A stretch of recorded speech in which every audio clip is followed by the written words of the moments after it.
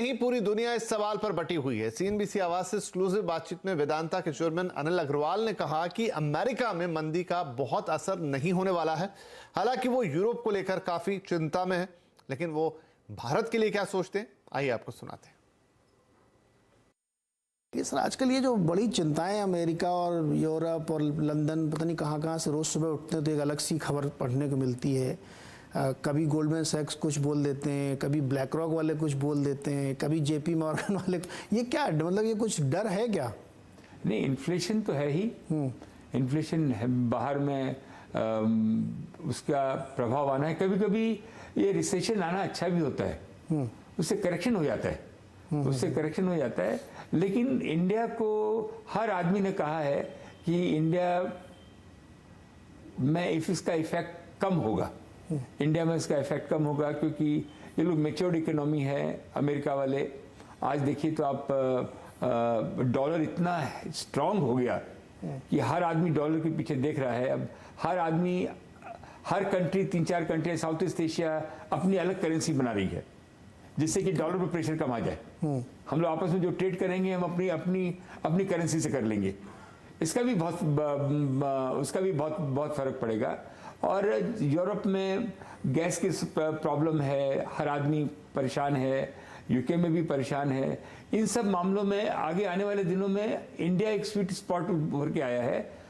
America इतना strong है हर तरह से, वहाँ इफेक्ट कम होगा। दो इन्फ्लेशन वहाँ आएगा, रिसेशन वहाँ रहेगी, लेकिन वो उसका इफेक्ट कम होगा ऐसा लगता है। वो अभी भी लीडर बन के चलेगा।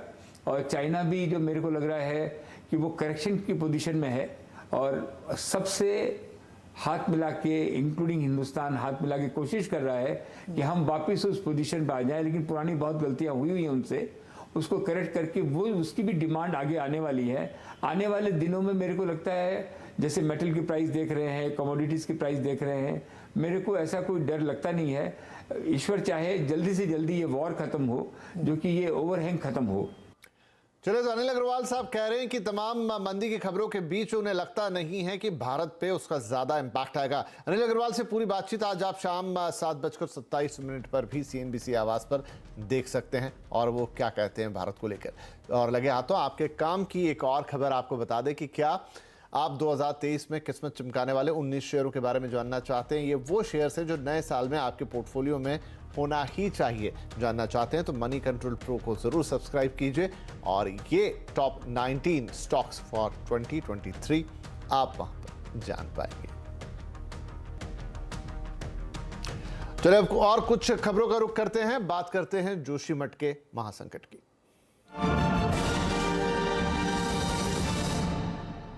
जोशीमठ मामले पर सरकार हाई अलर्ट मोड में है। हालात से निपटने के लिए आज गृह मंत्री अमित शाह ने संबंधित विभागों के मंत्रियों के साथ एक उच्च स्तरीय बैठक की।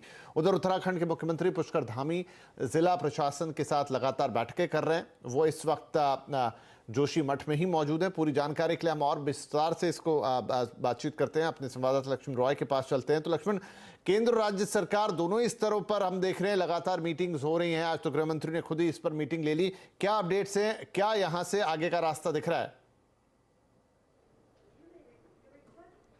देखिए, जिस तरीके से तस्वीर साफ हो रही है, मुझे ये लग रहा है कि केंद्र सरकार हो, राज्य सरकार हो, वो दो तरह की रणनीति बना रहे हैं। पहली बात कि तत्काल जो हालात है उससे कैसे निपटा जाए, और दूसरी बात कि अगर हालात और ज़्यादा बिगड़ते हैं तो फिर क्या हमें करना चाहिए।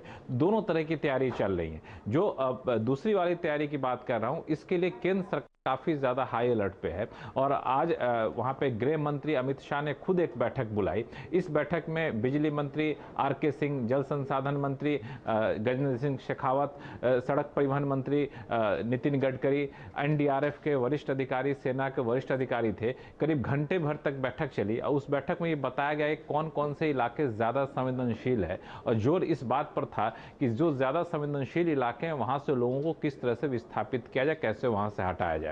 हटाने के बाद उनके पुनर्वास की ठोस योजना क्या होनी चाहिए, और क्या क्या संभावित इलाके हैं उस पर भी चर्चा हुई। इसके साथ ही साथ वहाँ पे पुष्कर सिंह धामी जो कि मुख्यमंत्री है, वो भी लगातार स्थानीय प्रशासन के साथ संपर्क में हैं, ताकि वहाँ तत्काल जो राहत कार्य किए जाने हैं उसके लिए कदम उठाए जाने हैं। लोग वहाँ पे मुआवजे मुआवजे की मांग कर रहे हैं, सही लोगों की पहचान करके उनको जल्द से जल्द मुआवजा पहुंचाया जाए।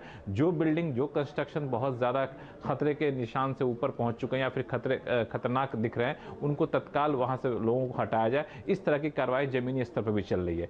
तो मुझे लगता है केंद्र सरकार, राज्य सरकार दोनों आपस में मिल करके, एक तालमेल करके हालात से जल्द निपटने की कोशिश में जुटे हुई है। जी लक्ष्मण, बहुत शुक्रिया, और इस खबर पर लगातार नजर रहेगी। और अब बात करते हैं एमपी इन्वेस्टर समिट की।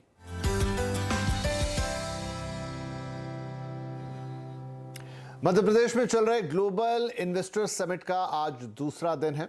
आज भी प्रदेश के मुख्यमंत्री शिवराज सिंह चौहान सुबह से कारोबारी समूहों के प्रमुखों से मुलाकात कर रहे हैं। आज उन्होंने इंदौर के ब्रिलियंट कन्वेंशन सेंटर में नॉर्वे के भी एक प्रतिनिधि मंडल से मुलाकात की।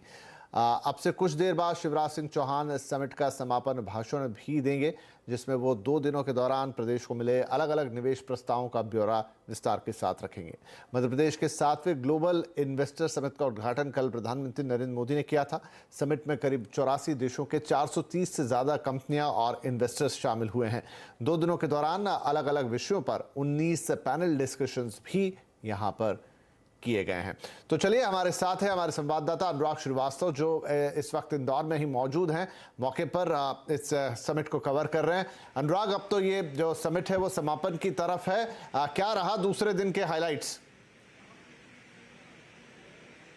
बिल्कुल, देखिए आज दूसरा और आखिरी दिन है ग्लोबल इन्वेस्टर समिट का, लेकिन इस 2 दिनों की यदि हम बात करें तो 1.5 लाख करोड़ से ज्यादा का निवेश मध्य प्रदेश में आने की संभावना है, क्योंकि इसी को लेकर तमाम तरह के प्रस्ताव जो है राज्य सरकार को मिले। आज के दिन भर की हम बात करें तो मुख्यमंत्री ने सुबह से ही उद्योगपतियों के साथ, जनरल काउंसिल के लोग जो अलग अलग देशों से प्रतिनिधि यहाँ पर आए थे, उनके साथ 1-to-1 चर्चा की है। कई उद्योगपतियों के साथ चर्चा हुई है। मध्य प्रदेश में निवेश को लेकर प्रस्ताव मिले हैं। एपिक कंपनी ने मध्य प्रदेश के भोपाल में गारमेंट्स प्लांट लगाने के लिए 500 करोड़ रुपए के निवेश का प्रस्ताव दिया है। टेक्समो पाइप्स की तरफ से 130 करोड़ रुपए के निवेश का प्रस्ताव राज्य सरकार को दिया गया है। ये इंदौर के पीथमपुर में स्थापित किया जाएगा। इसी तरीके से रियल एस्टेट के कारोबार से जुड़ी जेएफएल कंपनी ने 500 करोड़ रुपए के निवेश का प्रस्ताव दिया है। इंडस्ट्रियल कॉरिडोर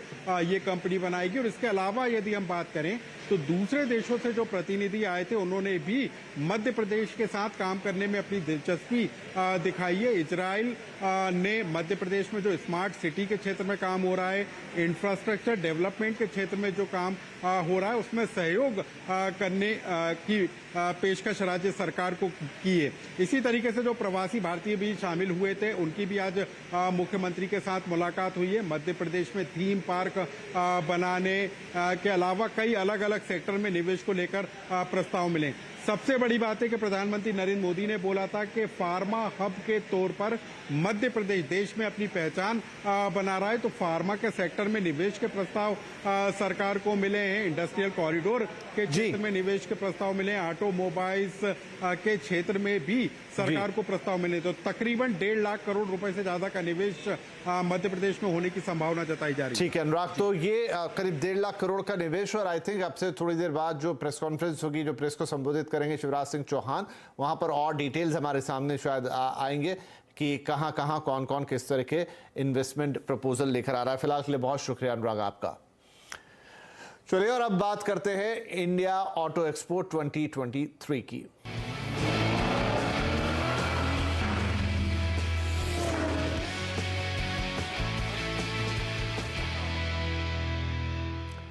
कल इलेक्ट्रिक एसयूवी कॉन्सेप्ट EVX दिखाकर ऑटो एक्सपो की महफिल लूट चुकी मारुति ने आज एसयूवी सेगमेंट में 2 धमाके किए। कंपनी ने लंबे समय से चर्चा का विषय रही जिप्सी की मॉडर्न अवतार जिम्नी को उतारा है।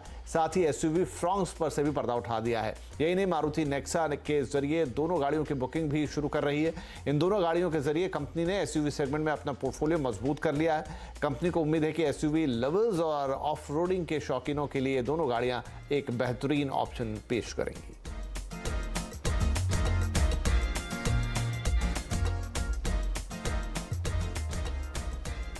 आज ऑटो एक्सपो की एक और हाईलाइट रही एमजी मोटर्स की हाइड्रोजन फ्यूल सेल टेक्नोलॉजी वाली एमपीवी यूनिक 7। कंपनी ने इसे पेश करते हुए बताया कि ये दुनिया की पहली fuel cell technology powered MPV है। ये एमपीवी 605 किलोमीटर की रेंज और सिर्फ 3 मिनट में रिफ्यूल का दावा करती है।